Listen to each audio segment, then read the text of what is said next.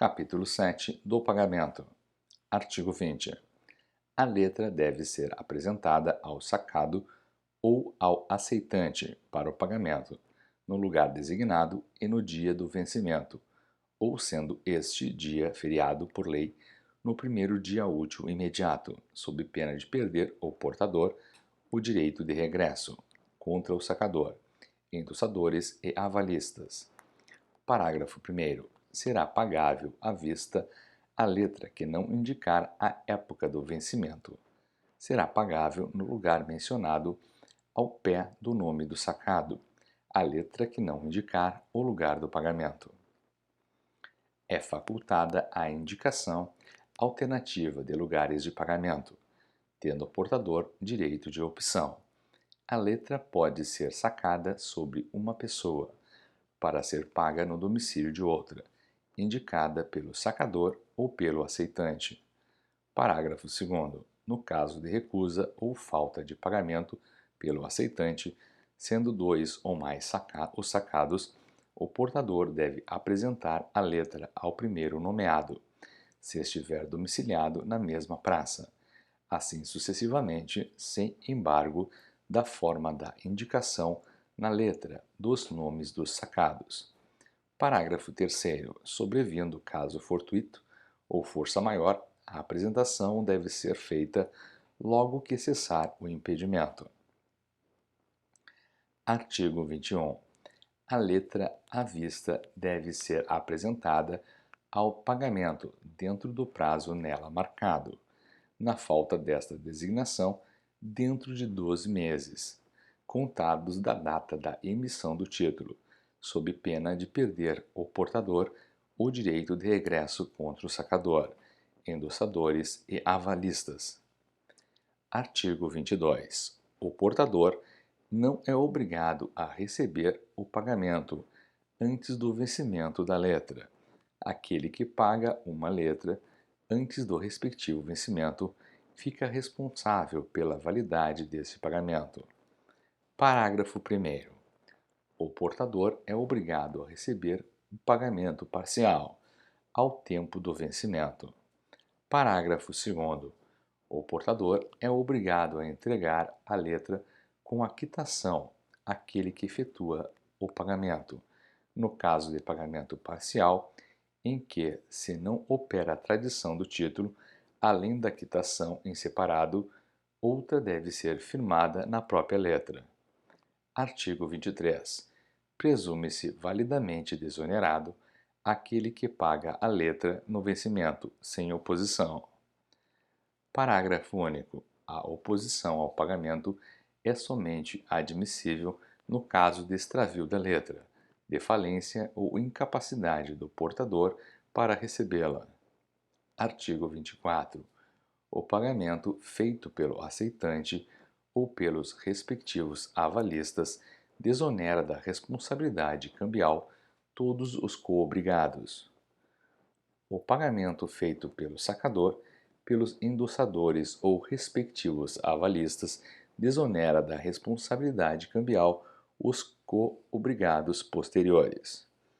Parágrafo único. O endossador ou o avalista que paga o endossatário ou ao avalista posterior pede riscar o próprio endosso ou aval e os dos endossadores ou avalistas posteriores. Artigo 25. A letra de câmbio deve ser paga na moeda indicada, designada moeda estrangeira, o pagamento, salvo determinação em contrário, expressa na letra, deve ser efetuado em moeda nacional, ao câmbio à vista do dia do vencimento e do lugar do pagamento, não havendo no lugar curso de câmbio pelo da praça mais próxima. Artigo 26. Se o pagamento de uma letra de câmbio não for exigido no vencimento, o aceitaste pode, depois de expirado o prazo para protesto por falta de pagamento, depositar o valor da mesma, por conta e risco do portador, independente de qualquer citação. Artigo 27. A falta ou recusa total ou parcial de pagamento Prova-se pelo protesto. Capítulo 8. Do protesto. Artigo 28. A letra que houver de ser protestada por falta de aceite ou de pagamento deve ser entregue ao oficial competente no primeiro dia útil que se seguir ao da recusa do aceite ou ao do vencimento, e o respectivo protesto, tirado dentro de 3 dias úteis. Parágrafo único. O protesto deve ser tirado do lugar indicado na letra para o aceite ou para o pagamento, sacada ou aceite a letra para ser paga em outro domicílio que não o do sacado. Naquele domicílio deve ser tirado o protesto. Artigo 29.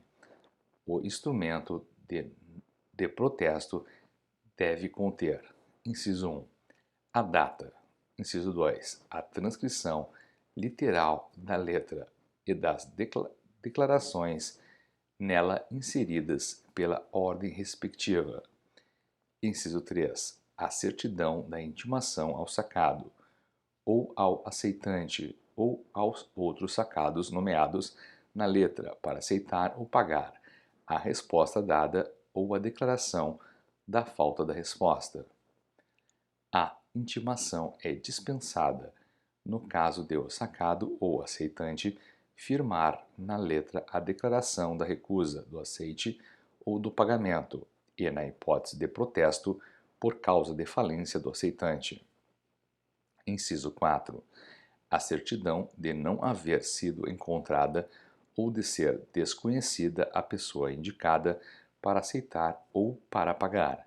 Nesta hipótese, o oficial afixará a intimação nos lugares de estilo e, se possível, a publicará pela imprensa. Inciso 5. A indicação dos intervenientes voluntários e das firmas por eles honradas. Inciso 6. A aquiescência do portador ao aceite por honra. Inciso 7. A assinatura como sinal público do oficial do protesto. Parágrafo único. Este instrumento, depois de registrado no livro de protestos, deverá ser entregue ao detentor ou portador da letra ou aquele que houver efetuado o pagamento. Artigo 30. O portador é obrigado a dar aviso do protesto ao último endossador, dentro de 2 dias contados da data do instrumento do protesto, e cada endossatário dentro de 2 dias contados do recebimento do aviso deve transmiti-lo ao seu endossador, sob pena de responder por perdas e interesses. Parágrafo único. O aviso pode ser dado em carta registrada. Para esse fim, a carta será levada aberta ao correio, onde, verificada a existência do aviso, se declarará o conteúdo da carta registrada no conhecimento e talão respectivo. Artigo 31. Recusada a entrega da letra por aquele que a recebeu para firmar o aceite ou para efetuar o pagamento, o protesto pode ser tirado por outro exemplar ou, na falta, pelas indicações do protestante. Parágrafo único. Pela prova do fato, pode ser decretada a prisão do detentor da letra, salvo depositando este a soma cambial e a importância das despesas feitas. Artigo 32. O portador que não tira em tempo útil e forma regular o instrumento do protesto da letra perde o direito de regresso contra o sacador, endossadores e avalistas. Artigo 33. O oficial que não lavra em tempo útil e forma regular o instrumento do protesto, além da pena em que incorrer, segundo o Código Penal, responde por perdas e interesses. Capítulo 9. O intervenho. Artigo 34. No ato do protesto pela falta ou recusa do aceite, a letra pode ser aceita por terceiro, mediante a quiescência do detentor ou portador.